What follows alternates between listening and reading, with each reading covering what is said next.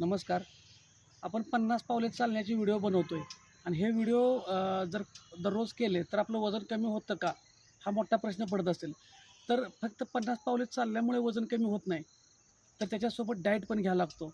तर हा 50 पावले मग का चालायचं? तर तुमच्या सारख्या शारीरिक हालचाली व्हाव्यात. एकाच ठिकाणी चरबी साचून राहू नये, एकाच ठिकाणी स्टोअर होऊ नये, ह्यासाठी त्या 50 पावलांची आपण मालिका सुरू केलेली आहे. पण आता जर तुम्ही 50 पावले चालत असाल, तर ह्या पुढची आता 10 मिनटं, 12 मिनिटाचे तुम्ही वर्कआउट करू शकता. म्हणजे त्याचा फायदा बघा, तुम्ही 50 पावले चालण्यामुळे प्रत्येक तासाला तुमच्या हालचाली होऊ लागल्या, तुमचं दुखणं कमी होत जाईल आणि आता आपण 12 मिनिटाचे जे व्हिडिओ करणार आहे, ते तुम्ही करू शकता. तर आता थोड्या वेळाने मी तुम्हाला तो 10-12 मिनिटाचा एक व्हिडिओ करून पाठवतो आहे. तुम्ही जेवला नसाल किंवा जेवायच्या अगोदर कोणत्याही वेळी तो व्यायाम करा. सकाळी आणि संध्याकाळी कोणत्याही टायमाला तुम्ही करू शकता. हळू लावून घेऊया आणि मग असंच आपण